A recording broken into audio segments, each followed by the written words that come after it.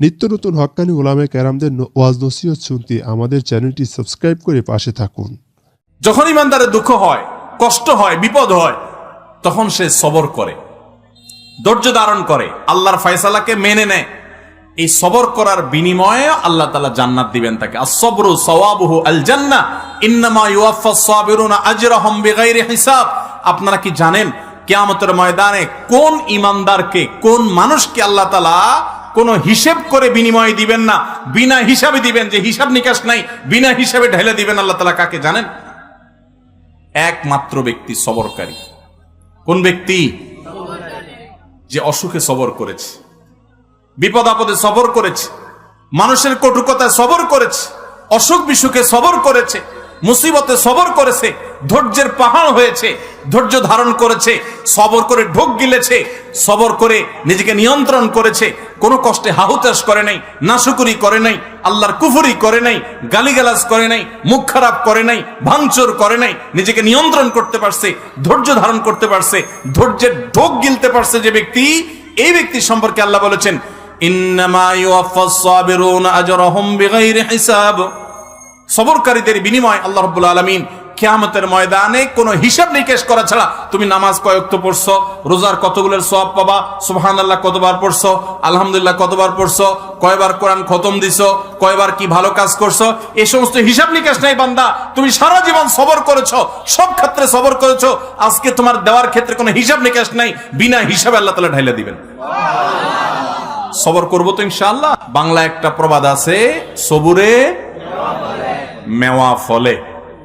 সবুরে মেওয়া ফলে। মেওয়া মানে বুঝেন? মেওয়া মানে ফল। সবর যখন মানুষ করে একটা সময় আল্লাহ তাআলা ফল দেন। ভাইরা আমার, পৃথিবীতে একটি মানুষ, ভালো করে শুনে রাখেন, পৃথিবীতে একটি মানুষ দেখাতে পারবেন না যে সবর করে সে ক্ষতিগ্রস্ত হয়েছে। আপনি বলবেন দুনিয়াতে সে বহুত সবর করছে, যতই সবর করছে মানুষ তার উপর আরো চাপায়া পড়ছে। আমি বলবো যদি সে আল্লাহর জন্য সবর করে থাকে তো হাতির মতো মরলেও লাগ, বাঁচলেও লাগ, তার এই সবরের বিনিময়ে আল্লাহ তাআলা দিবেন না দিবেন না? দিবেন। আর বেশিরভাগ ব্যক্তি সবরের ফলাফল দুনিয়াতেই দেখে যায়। ভাইরা আমার, আর যে সবর করে না, আপনার ধরেন একটা অসুখ বিসুখ হয়েছে, আপনি এখন গালিগালাজ করলেন, হ্যাঁ, আপনার একটা বিপদ হয়েছে, আপনি আল্লাহকে, ফেরেশতাদেরকে, আশপাশে মানুষদেরকে গালিগালাজ করলেন, মুখ খারাপ করলেন, ভাঙচুর করলেন, তাতে কি আপনার বিপদটা দূর হয়ে যাবে? আমার কথা কি বুঝতেছেন? কোন একটা পেরেশানি আসলো, ভাঙচুর করলেন, অস্থির হয়ে গেলেন, জামা কাপড় ছিঁড়লেন। অনেকে আছে নিজের আত্মীয় স্বজন মারা গেলে ধৈর্য ধারণ করতে পারে না। আমি নিজে কানে শুনেছি এরকম অনেকে, নিজের নাতি মারা গেছে, ছেলেটা মারা গেছে, তো বলে আজরায়েল কি চোখ খাইছে? আর মানুষ দেখলো না, আমার নাতিটারানি দেখলো, একটা মাত্র দিছে আল্লাহ তাআলা, বংশের মধ্যে ওইটাই আল্লাহ তাআলা নিয়ে গেল। এরকম অনেকে বলে, কি বলে না? কুফরি, ঈমান চলে যাওয়ার মতো কথা। আল্লাহ রাব্বুল আলামিন দিয়াও পরীক্ষা করেন, নিয়াও পরীক্ষা করেন। দেওয়ার পরও মনটাকে ছোট করে আল্লাহর দিকে শুকরিয়া আদায় করে নিজে অবনত থাকা, এটা হলো পরীক্ষা জেতার পথ। আর আল্লাহ যখন নিয়ে যান তখন সবর করে ঢোক গিলতে পারা, এটা হলো সবর। আল্লাহ আমাদের সবাইকে তৌফিক দান করুন। আমরা সবর সবাই করি। কখন করি? মনে করেন মসজিদ থেকে বাইরে দেখেন জুতাটা নাই, মোবাইলটা ভুলে উজুখানায় থুইয়া মসজিদে ঢুকছেন, এসে দেখেন মাত্র নামাজ পড়ে আসছেন, টুপিটা মাত্র খুলছেন, এখন দেখেন মোবাইলটা নাই, জুতাটা নাই। এবার চোরের মা বাপ, 14 গোষ্ঠী, চাচা চাচি, নানা দাদা যা আছে একটা একটা করে লিস্ট তালিকা ধরে গালিগালাজ করলেন। করে টোরে যখন দেখছেন হ্যাঁ গালিগালাজ করে তো লাভ নাই, চোর তো নিয়ে পালাইছে। এবার আর যখন কিছু করার নাই, গালিগালাজ করে টোরে মাথা যখন একটু ঠান্ডা হয়েছে, এবার বলতেছেন যাক আল্লাহ ভরসা, সবর করি, আর কি করব। আছে না নাই?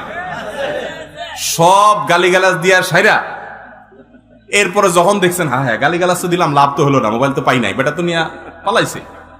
এবার আমরা শেষে বলি কি, যাক কি আর করা, আল্লাহ ভরসা।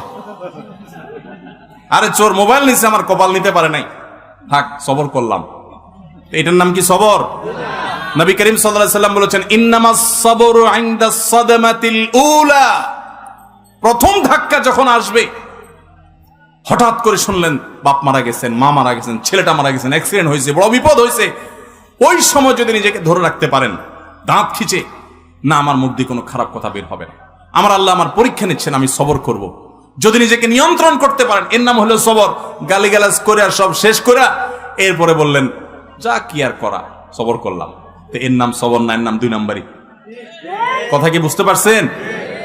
অনেকেই আছে দেখবেন বাসায় গিয়া হয়তো কোনো একটা জিনিস উল্টাপাল্টা দেখছে, আচার বিচার ভাঙচুর করে এরপরে একাকার করে যখন দেখছে মাথাটা একটু ঠান্ডা হয়ে আসছে, এবার কয় যাক যা হয়েছে যাক, ভুলে যাও, আল্লাহ ভরসা, সবর করলাম, কি আর করা, আছে না নাই? এই 2 নাম্বারের নাম সবর। আল্লাহ তাআলা আমাদের সবাইকে সবর করার তৌফিক দান করুন। সবরের ওয়াজ করা যত সোজা, সবর করা কিন্তু এত, বসাই দিলে আপনিও বহুত কথা বলতে পারবেন, কিন্তু ওই ঠেলায় যখন পড়বেন, বিপদে যখন পড়বেন, কঠিন পরিস্থিতির মুখে দাঁড়িয়ে বিপদের মধ্যেও হাসতে পারা, এটা খুব সহজ কথা না ভাই। শত শতবার কোরআন খতম দেওয়া সহজ, হাজার হাজার রাকাত নফল নামাজ পড়া সহজ, শত শতবার দিন নফল রোজা রাখা সহজ, হাজার হাজার লক্ষ লক্ষ কোটি কোটি টাকা দান করাও সহজ। মহা কঠিন সময়ে নিজেকে নিয়ন্ত্রণ করে সবর করতে পারা, এটা এত সহজ। ও আরশে আজিমের মালিক, আপনি আমাকে, আমার ভাই বোনদেরকে, আমাদের সবাইকে আল্লাহ আপনি সবর করার তৌফিক দান করেন, সবরকারীদের কাতারে শামিল করে দেন মালিক, ধৈর্যের পাহাড় হওয়ার তৌফিক দান করেন। আমি জীবনে কিছু সবরকারী মানুষ দেখেছি, কিছু মানুষ দেখেছি। আমেরিকাতে এক আল্লাহর বান্দি বাংলাদেশী এই কিছুদিন আগে মারা গেছেন। ওনার অনেক কথা শুনেছি অন্যদের কাছে, এবং বিভিন্ন সময় বিভিন্ন ডোনেশন করতেন, বিভিন্ন বিষয়ে যোগাযোগ করতেন। এত বিপদ আপদের মধ্য দিয়ে একটা মানুষের জীবন পার হইতে পারে, যেটা কল্পনা করলেও আমরা কল্পনা আনতে পারবো না যে বিপদ আপদ কত ভাবে হতে পারে।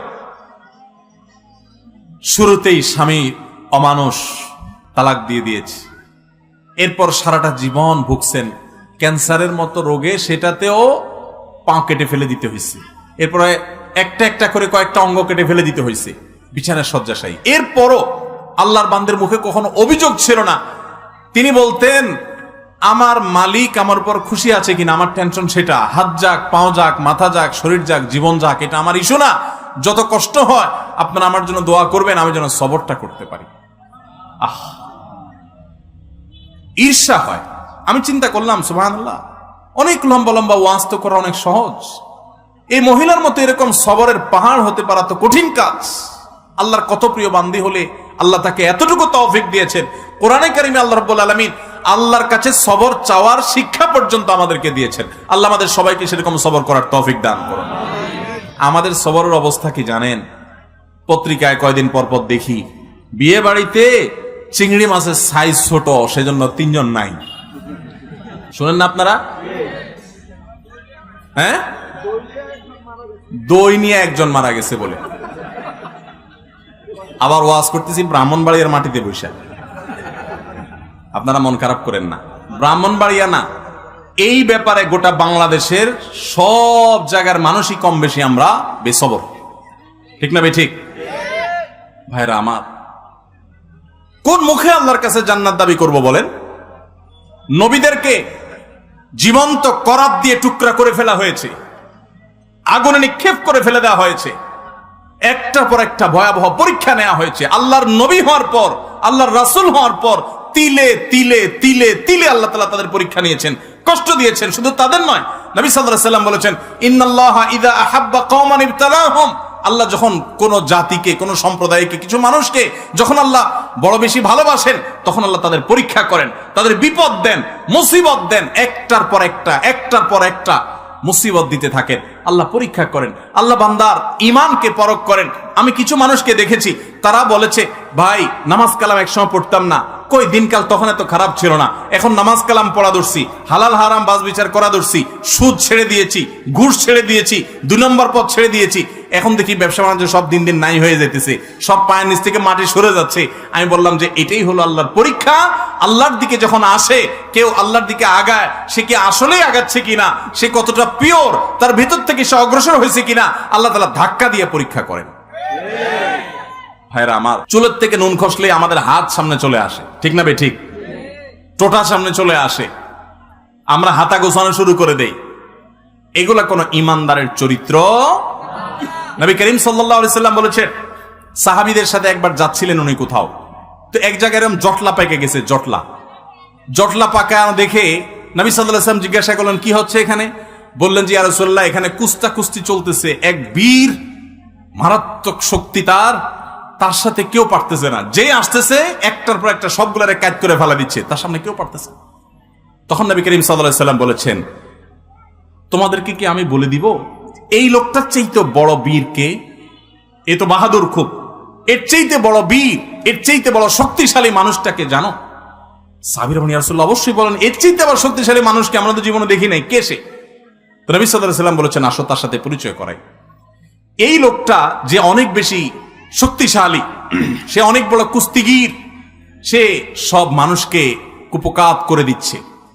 এর চাইতেও বেশি শক্তিশালী, এর চাইতেও বড় বীর, বড় বাহাদুর হলো সে, যার মাথা যখন চরম রাগান্বিত হয়, মাথা যখন রক্ত যখন লাল হয়ে গরম হয়ে যায়, মাথা যখন তার হট হয়ে যায়, এই গরম হওয়ার পর, রাগ ওঠার পর, চরম রাগের মধ্যেও যে নিজেকে ধরে রাখতে পারে, কন্ট্রোল করতে পারে, ডিলার মতো ছেড়ে দেয় না রাগ, যেখানে সেখানে যা তা করে পরে বেজ্জত হয় না, মুখ ছোট হয় না, নিজেকে যে নিয়ন্ত্রণ করতে পারে, এই লোকটা হলো এই কুস্তিগীর লোকদের চাইতে বড় বীর।